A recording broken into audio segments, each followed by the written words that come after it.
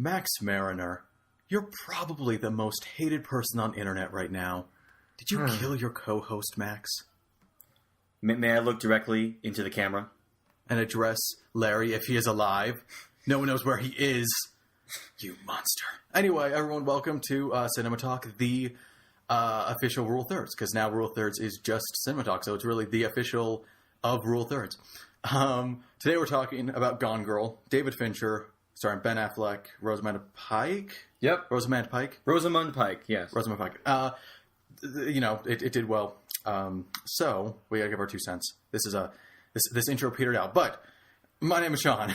And my name is Max. And Larry's not here because Jewish holiday. So, he didn't see the movie. Anyway, to the lobby? To the lobby. With deep narration. Let's all go to the lobby to get ourselves a treat. Okay, so like we said, we're doing Gone Girl. Now, we just want to, let's just get this out of the way just immediately. There is no way to talk about this movie without doing spoilers. Yep, no way. It's just kind of like, it'd be pointless. It's one of those movies, folks. You can, it would be pointless. You really. wouldn't actually talk about it. You'd be like... You'd be making very general, comments you'd be tiptoeing around what you actually want to say. Yeah. So, because of that, this is going to be a spoiler-filled review. This is full spoilers. But, for the people that haven't seen the movie, we're going to, right now, give our scores. Mm-hmm. And I think that's it. Let's not even do brief thoughts. I say we just do scores. So, again... If you've seen the movie, stick around. But we're just going to go right off the bat with our scores, just so people that haven't seen it can get our basic opinion without having to ruin it for themselves. Because this is a ruinable movie. You know, there's a lot going on here. So, okay, do you want to go first, Max? All right. Just a score? Yeah. I'm going to give it an 8 out of 10. Okay. I'm going to be giving it a 9 out of 10. Well, shit. Yeah. Here we are, agreeing again. We're agreeing. Okay, so people that have seen the movie, continue. But if you haven't, now's where you close out. And if you can't tell by our scores, you should probably just close this and go watch it. Yeah, you should probably go see it. It's really good. Okay, this is the last warning. Okay, Max, where do we start? Let's start. Let's see. Where to start? I say we start with the plot. I mean, that's always, which is let's start from the beginning, which is a very good place to start. The setup is very. Simple on and kind of regular. Yeah, it's not this shocking new type of film. One spouse is missing, the other is suspicious. Yeah, what's the word? Accused of killing or abducting, whatever. Then implicitly, yes, yeah.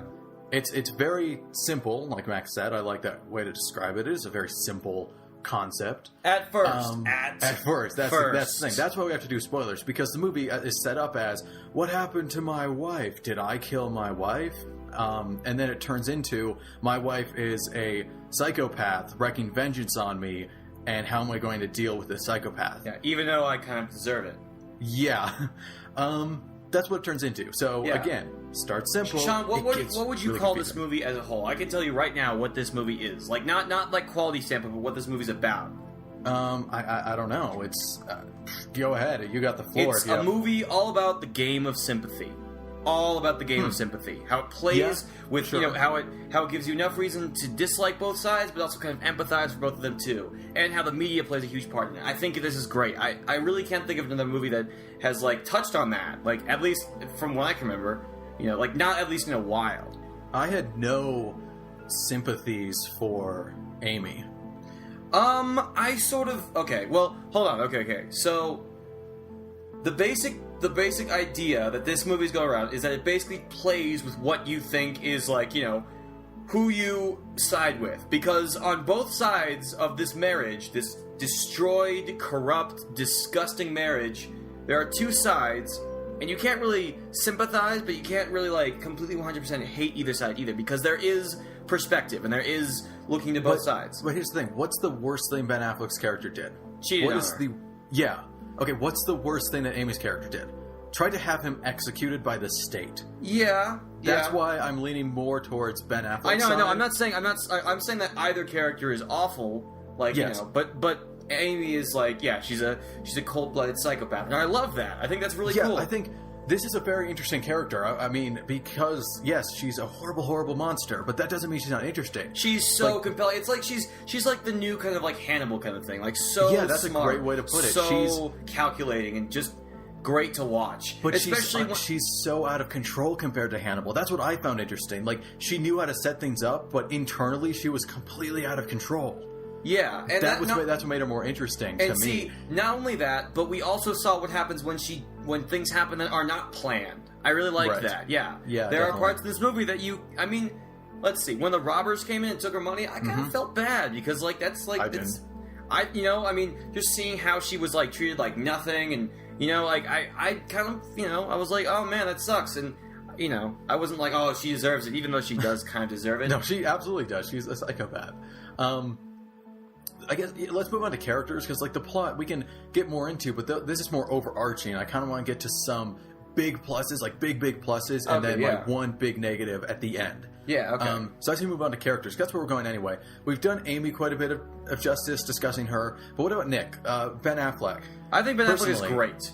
Personally, this is like, people make the joke, Ben Affleck can't act, just look at all his old movies. I say, shut up, watch Gone Girl. This is an amazing performance. Yeah, Ben Affleck perfectly like has that.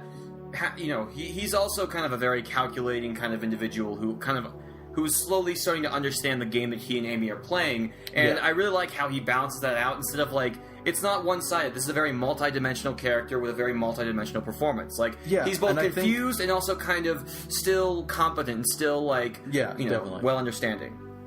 I think Ben Affleck did a great job. He felt like the everyday guy, but then he slowly morphed out of that. Yeah, and I mean, there were like parts of the movie where like I was honestly like rooting for the guy, even though he's kind of like when he looks to the cameraman, he says, I don't remember what line it is specifically when he mentions the woodshed. Like everybody in my oh, by the way, real quick, this is a movie to watch in the theater. Yeah, it's a great. The reactions are priceless. It's really good. It's fun to watch with people. There are there's some crazy what the fuck just happened moments, and there's some honest to god jokes too. Like it's I want to bring that up right now. This is a funny movie. I mean, I don't know if it's like totally funny, but the moments that are trying to be funny are definitely so. Yeah, like I was surprised. I read the reviews, right, and like it's actually like the dark humor is strong. I'm like, what? Yeah. How is this trying to be funny? But it is. Like the first scene, I laughed. It's like, who? Wow. I mean, that's impressive to pull that off. Yeah, really. If you know the mood of this movie, it's so impressive that they were able to get humor out of it. Mm-hmm. Because it is oppressive. Let's see. So anyway, Ben Affleck is great. He's great. Other actors, I'm going to say Tyler Perry was awesome. Tyler Perry was very good. Yeah, he might be my favorite character. I really liked him. I really liked how he's just this very charismatic lawyer. And I think he delivers the funniest line in the movie. Funniest. But he is well, go ahead. Huh? No, he gives the best line. What line is that? It's like you two are just so fucked. Like you two are like the most fucked up people ever. It's like a finally like saying what everybody else is thinking. I think like that was really funny for me because it was like finally The thing about Tyler Perry's character is he's really smooth. He's really charismatic. All that. He's a complete scumbag. Like but isn't everybody in this then? Like, isn't everybody a scumbag? Well, yeah, but him like. That's his thing. He makes his living off defending wife killers. That's how it's set up. Like that's his specialty. Like he has no moral problem with that. Like he's a scumbag. He's scum, but like fun to watch. But honestly, I guess I just never picked up on that because I was like totally like, oh man, he's here. That's cool. Like because he kind of appeared as like the guardian angel to Nick, who was he was the wise mentor. Yeah, because he'd seen this situation dozens of times. Like he played an interesting role in the plot where it was all out of control for Nick. And he was in control. He was working with the police, but then it spiraled out of control for a brief time, and then he just stepped in, made everything okay. I think the scum. I thought I don't know what her name was, but the TV show host. Yeah. God. Oh my God. I was so disgusted by that, and then it made me realize that that's just what like American media is. Oh yeah, no, that was definitely a statement on current journalism. Yeah, I was doing air quotes. You can't see that. Yeah, journalism. Well, okay. To be fair, covering the disappearance of someone under mysterious circumstances—that's journalism. But the way she was doing it was very implying incest, one-sided, vindictive, all that. Like that's modern journalism a lot of the time. Yeah. Oh, and speaking of twins, Ben Affleck's sister is really good in there too. I don't remember her she's name. great. Yeah, she's great. She was probably my favorite character. She was definitely my favorite character. Yeah, she was a funny. good person. Yeah. She wasn't messed up in any way. She was a good person. She objected to everything wrong going on with any other character. Yeah. She was looking out for Ben Affleck. You really did get this unconditional sibling Yeah. relationship, which we don't see enough of. Mm-hmm, seriously. Especially like adult siblings. We really don't see that. It's true. Like usually, it's like their sisters, like maybe like the punchline of a joke or just like something that they see in one scene. But no, this character was very important. I mean, is there any honestly, is there any performance that I didn't like? Not really. No. What about you? We don't even have Neil Patrick Harris yet. We got to talk Neil Patrick Harris. Yeah. He was good. I wasn't thoroughly impressed, but like he did a good job in what he did. Yeah. In his first scene where he's just talking to Ben Affleck at the door, I think he did a great job. But okay. I acknowledge that this could be just because I'm used to Neil Patrick Harris in a comedic, sitcom-y setting, but to me it felt like he was fighting a lot of tendencies in that scene. But then later, okay, this is spoiler-free, when they're at his lake house, him and Amy, that dropped, and I think he did a wonderful job. And what I loved about that character is he was so charming and welcoming and warm and nice, but just under that surface was someone really obsessed and clearly disturbed. Yeah, like it wasn't like super like it's not like the minute he closed the door like he just like went crazy like it was just this underlying insanity that I think really this worked whole really time well. there was just something about him that was just off. As nice as he was being, and as pleasant as he was acting, there was just something, and it wasn't overt. It wasn't like, oh, get him off screen, but there was just this little twinge saying, don't like him, don't. It's because we got his backstory. We know not to totally root for him. Yeah. Do we talk about his death scene now? Later. Later. Let's go. Okay. When we talk about like how the movie like flows and paces and whatnot. Yes. But so all the performances were really good. Who else is in it? I'm sure there's other people. Yeah, there's a lot. Let's see. There's the cop. There are the cops. Oh yeah. Oh wow. The detective. The detective was great. Yeah, she was good. Yeah, she was great. Again, is there any performance that was bad? No. Yeah. It was such a well acted movie. Yeah, really. I mean, and I think that's one of my strongest points. Like that's something that got me instantly. The first scene, I realized this was another classic director. Oh. No matter how I thought, okay, there's just watching this opening scene with Ben Affleck and Amy meeting. I was thinking, okay, no matter how bad the foundation of this movie gets, if it does, this execution is so brilliantly handled. I'm gonna at least be okay with it. That was my instant first thought. This is just such a well acted and directed film. Yeah, I'm gonna be fine. And then, of course, the foundation didn't fall apart. Yeah, otherwise of course. I wouldn't have given it an 9. Okay, so let's talk about like the screenplay and like the writing and whatnot. Like very well written. Yes, funny. So it was the screenplay was actually written by the author. Yes, it was funny. We don't see enough of. I think more authors should try their hand at it. Yeah, J.K. Rowling especially is doing the next Harry Potter movie. Yeah. Sorry, go ahead. We especially a female writer. Yes. Female screenwriter. I will say I saw like this weird Q&A thing with her after I saw the movie, and she actually said that her idea for Gone Girl came up during her honeymoon. Well, that's the implications of that are great. Yeah. Yeah, but it crackles. It feels very David Fincher without like being like too much so. Like I thought that the person who written the screenplay for Gone Girl was Aaron Sorkin, because Aaron Sorkin and David Fincher work together a lot. But no, it's here's something funny. This is my first Fincher film. Oh, really? Yeah. You've never seen another David Fincher Network. film? No? Really? Yes, he did Social Network, right? Yes. Okay, then yeah. No, never mind. It's my second Fincher film. You ever seen Fight Club? Nope. Oh, Girl with a Dragon Tattoo. Again, favorite trailer. Yeah. Haven't seen the movie. But now I want to. Now this was impeccable. It's one of those things where even if you don't know what directing is, like I took one class. I mean, it was 300 level. It was really hard and a terrible experience because it was ridiculously challenging. But I still don't claim to know what it is. But even then, I totally understood that this is a different class of directing. This is a master class. This is that's good. Yeah. But this is masterclass directing and acting. Mm-hmm. This is on both sides. Yeah. And kind of the directing and acting put together, we touched a little bit on the story, but especially directing and acting. Yeah. The nature of this film, I was talking to my dad about this. He actually drove up to see it with me. It was really nice. We agreed, if any one part of this movie was bad, it would kind of all crash and burn. Really? Like, if Amy was too crazy or unbelievable, this movie would be unbearable. If Ben Affleck was too likable, this movie would crash. Right, or the opposite. Like, he played up the bad side too much. Like, it was just, it had to be handled so perfectly. And the tone, the way the comedy fits in with the dark tone, it's just, it did not fit all together. Wow, I cannot talk. I'm glad I'm recording a podcast. If it didn't all fit together perfectly, it wouldn't fit together at all. And I still maintain that, and I still say it all fit together. Yeah.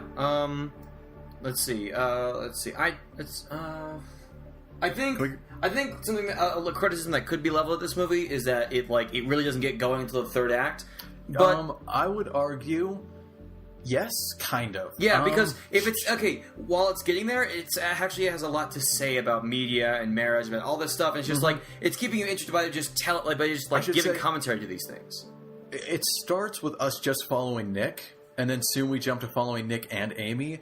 I think it got much more interesting when we were following both, but I was still totally invested with Nick. In fact, as soon as I was starting to wear off a tiny bit following Nick, that's when we started following Amy as well. It was perfectly timed, at least for me, where it was, just slightly waning. It's like we followed him a while, then instantly it was redeemed because we now split to a different character. I think it was very well handled, but I would agree that, it didn't quite get crazy and, it doesn't peak until pretty late. So you just got to kind of be prepared for that.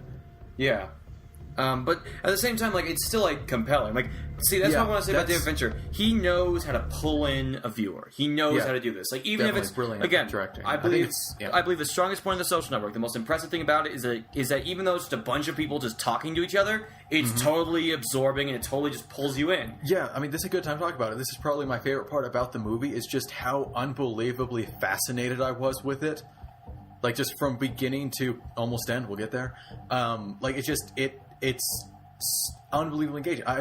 You know what? It's fair to say it's the most engaging movie of the year for me.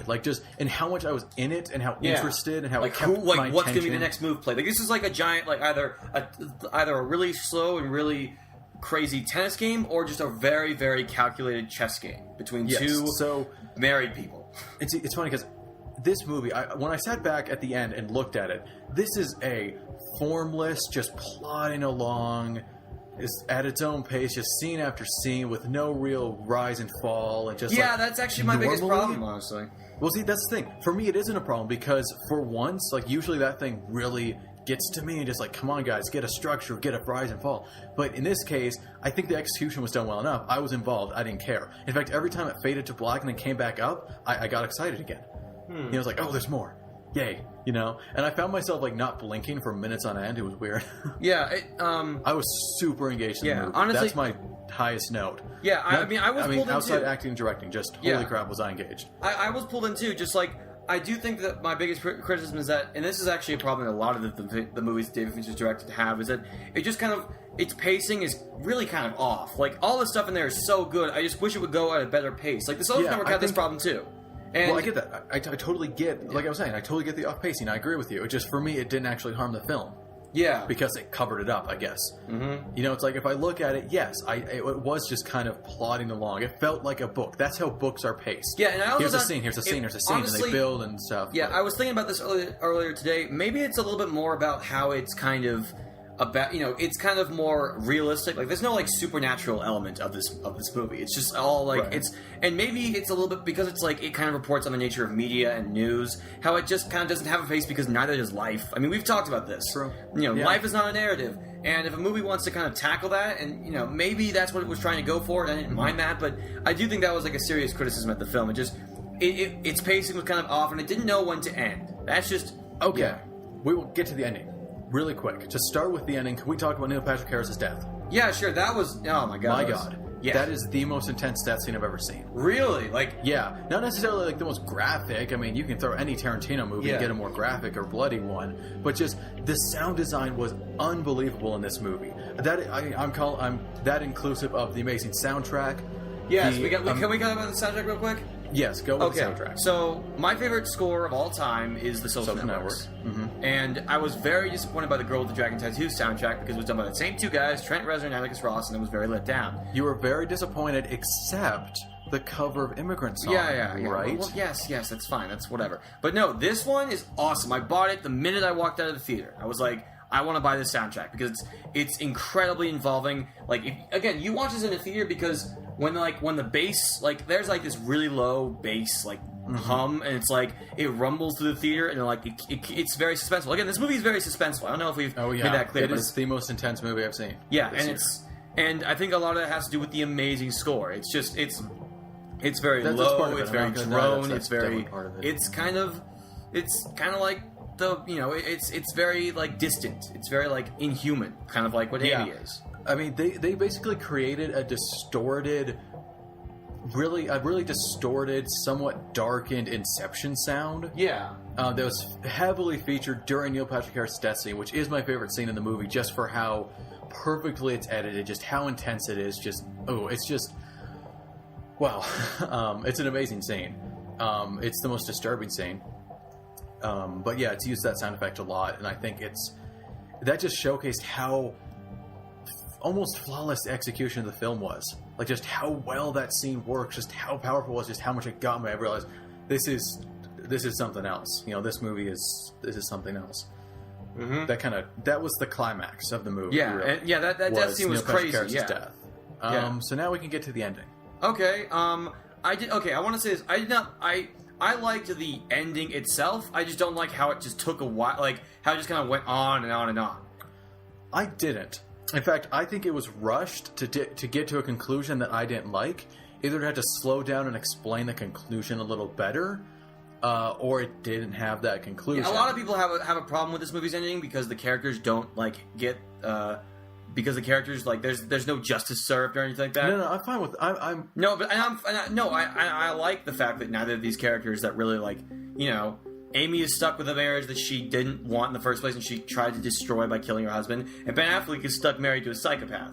So, I mean, really, neither of them really lose, and now they're going to have a kid who's going to be raised in this. Which, fuck, that's really sad. But Sequel right there. Gone Baby Gone. No. Or Gone, I was going to go with Gone Girl Generations, Oh, okay. That's a cliche title. Yeah. Can we make a sitcom out of it? Like Full House style with these two characters. Mother, you're killing me. Just like yes. Yes. Yeah, but anyway, I liked that. I just don't like how it was like paced out. How it just kind of it just ended sort of, and then it didn't, and then it just went on, and then, this movie was a masterpiece.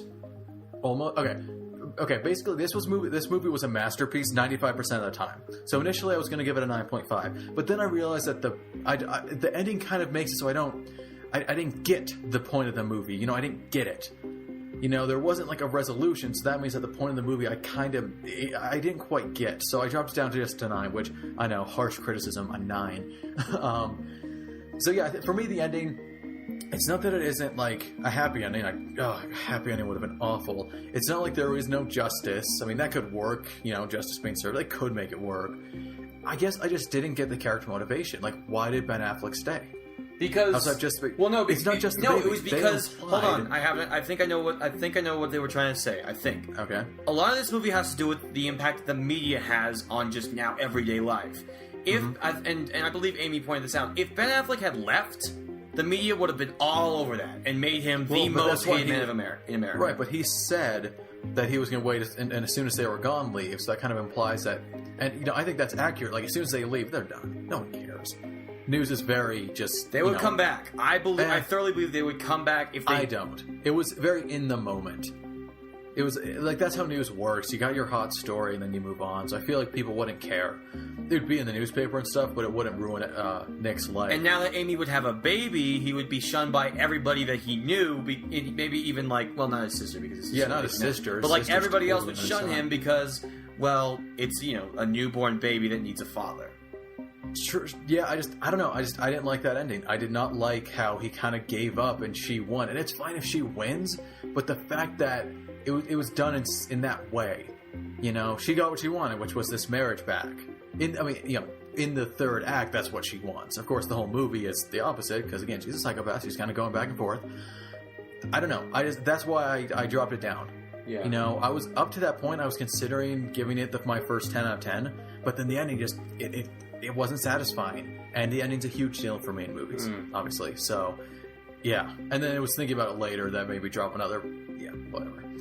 So like I said, I dropped a 0.5 for the ending, and then 0.5 for kind of the lack of the point, or at least slight miss of the point because of the ending. So I think those it's are my well, two no, only hold major- on. Maybe the point was also that this movie is a lot about like the breakdown of like the breakdown of just like how bad it can get for two people who just like do not love each other, like being pressured by society, friends, family to stay together, and like the fact is that they have to stay together at the very end, and that's just and they have to now raise a child. Like that's what American marriage might be now. The fact that it's except divorce rates are just rising. Like, yeah, that's true. That's true.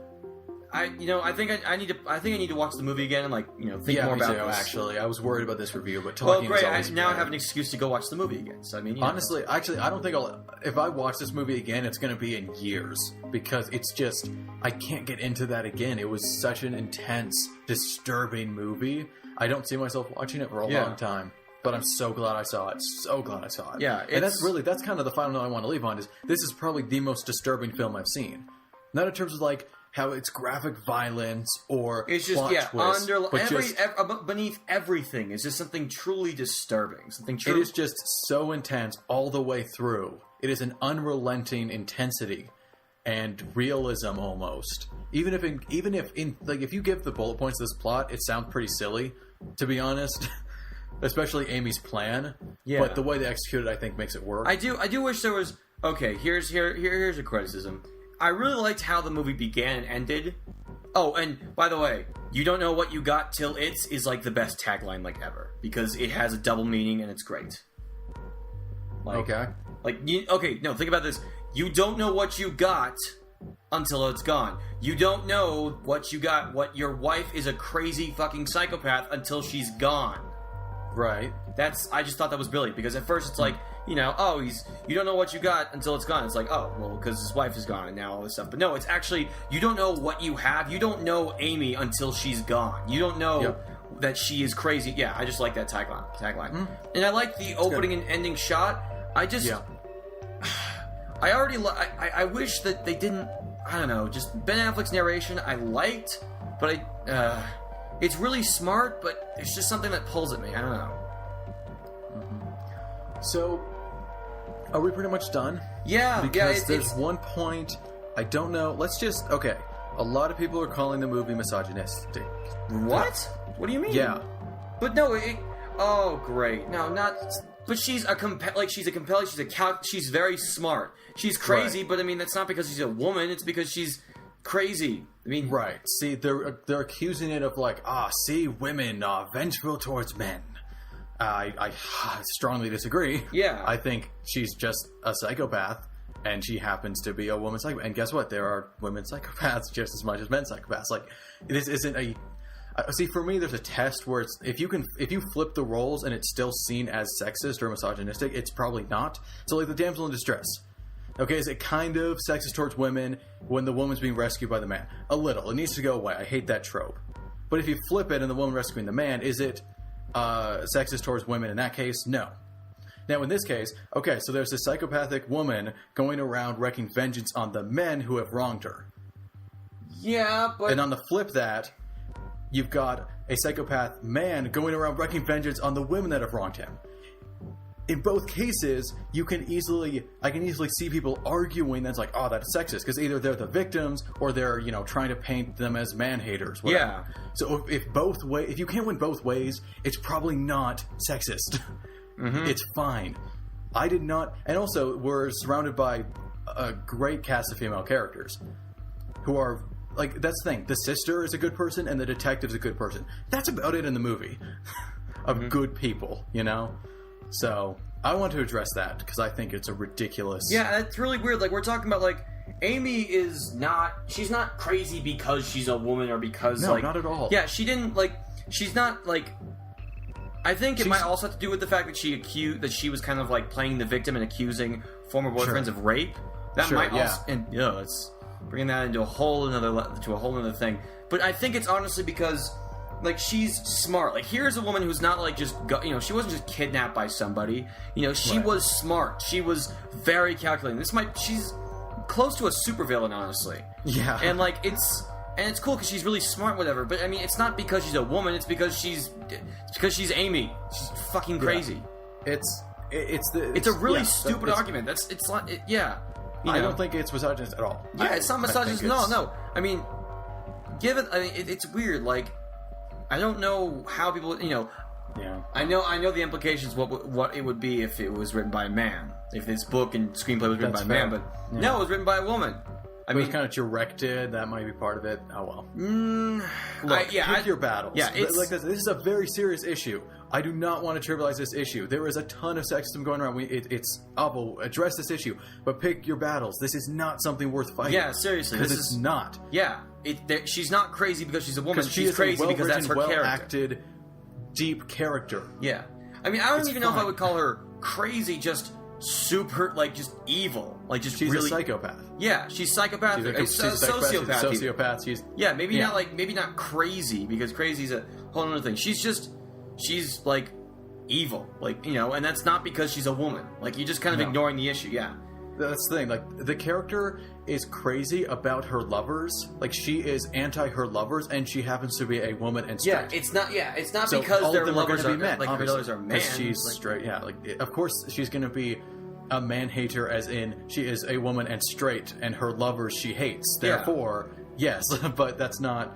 Anyway, I'm sorry. I shouldn't have brought this up.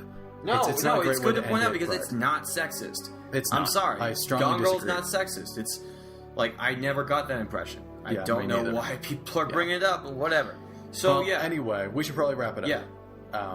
So again, I guess we can just do scores. Let's do summary and scores. We don't have a script, of course, but again, I would say Gone Girl is one of the best directed, best acted, most disturbing films I've ever seen, especially of the year. This year, this is definitely the most intense movie I've seen this year, most engaging for sure. Even movies that I liked more, like, emotionally, like something like 22 Jump Street or Days of Future Past. Like, of course, I wasn't nearly as engaged with those. Like, this is just, oof, I was totally in it, completely immersive, and I never wanted it to end. It was a ridiculously long movie. It kept going and going, and I was happy that it kept going and going. And that is an achievement. So again, I give Gone Girl a 9 out of 10. Yeah. Gone Girl for me is a multi-layered, very, very, very smart movie that just it just understands how to pull in an audience and just never let go. I was thoroughly enjoying it throughout. I do think the pacing was really, really off, even though there are reasons for that, and I understand that. And the ending did sort of throw me off a bit, yeah, I don't think this is David Fincher's best work. I still think that lies with The Social Network, and really, I mean, if that's, Gone Girl is still one of the best movies I've seen this year. Incredible. And you know what? The more I think about it, I'm going to elevate it to an 8.5 out of 10. Very nice. Okay, so if you watch the whole thing, you got a better representation. I think our big thing is just go watch it. It's really good. Yeah. Of course, if it's age appropriate and you're up for intensity, because it gets really intense. It gets really intense without being super gory or violent, even though the moment that it does get violent is super fucking crazy. Super. Anyway, thanks for listening. Larry will be back next time, I think. So, we'll have to think of some topic, maybe related to Gone Girl. Yeah, we'll see how it goes. maybe. Until then, I'm Sean. I was forgetting what I said. You need to stop talking after you say, I'm Sean, because then I won't be able to say, and I'm Max. Okay. Until then, I'm Sean. And I'm Max. Brilliant. Beautifully done. And we will see you next time on CinemaTalk. Please don't go marry any psychopaths. But you do marry Ben Affleck. Like, if you can marry Ben Affleck, go for it. Yeah, and don't be a psychopath, guys. It probably won't work out well.